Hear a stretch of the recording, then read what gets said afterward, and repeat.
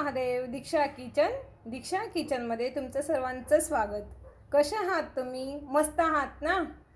आज आपण बनवणार आहोत रशाची अंड्याची भाजी. अगदी पटकन आणि झटकन होणारी. तर चला बनवूया. अंड्याची भाजी बनवण्यासाठी 4 अंडे घेतलेत. त्याला अंडे हे उकळून घ्यायचे. पाणी ठेवलंय तांब्यावर, त्यात थोडंसं मीठ घालते आणि हे अंडे उकळायला टाकते.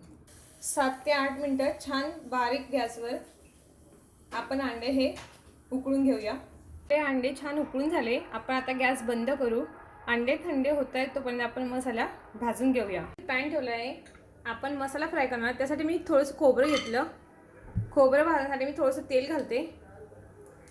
खोबरं छान परतून घेऊ आपण. छान झालं आपण काढून घेऊ. मी एक कांदा घेतला आहे मोठ्या आकाराचा, तो फ्राय करू. कांदा भाजताना थोडं तेल घालते. छान परतून घेऊया. त्यातच आपण 7 ते 8 लसणाच्या पाकळ्या घेतल्या आहेत. थोडासा अद्रकचा तुकडा घेतला आहे. एक हिरवी मिरची घेतली आहे आणि एक टोमॅटो घेतला आहे.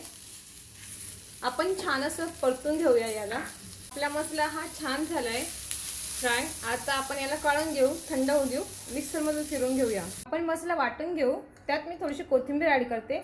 पाणी घालून मसाला छान वाटून मी कढई ठेवली आहे. कढईत थोडंसं तेल टाकून घेतलंय. फोडणीला थोडंसं पुदिना घालते. पुदिना छान आपण कडक होऊ देऊ. पुदिना छान झाला. कढीपत्ता घालते मी 2-3 पाकळ्या. पुदिना छान आपण वाटलेला मसाला ॲड करून घेऊया. मसाला छान परतून घेऊ. लाल चटणी पावडर घालते. अंड्याच्या भाजीचा मसाला आहे रशाचा, तो घालते. थोडासा गरम मसाला घालते. थोडीशी हळद घालते.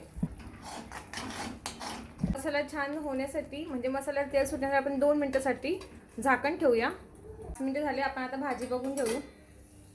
हे बघा किती छान तेल सुटलं आपल्या भाजीला. मी एक अंडे घेतले. आपण सुरीच्या सहाय्याने त्याला असं मधून कट करून घेऊ. हे बघा असं कट करून घेऊ आणि मसाल्यात असं टाकून देऊ. मसाल्यात फ्राय करून घेऊ. आपण असे कट करून घेतले, मसाल्यात टाकले त्याला आणि मसाल्याने असं करून घेऊ एकत्र एकजीव. पाणी घालते. आपण पाणी टाकून घेतले. चवीनुसार मीठ ॲड करते आणि छान असा उकळ आणून घेऊ त्याला. आपली भाजी आता तयार झाली. मी वरतून थोडीशी कोथिंबीर घालते. तुम्हाला आवडली असेल तर अशी भाजी करून बघा, खाऊन बघा आणि व्हिडिओला लाईक करा, चॅनलला सबस्क्राईब करा. बाय.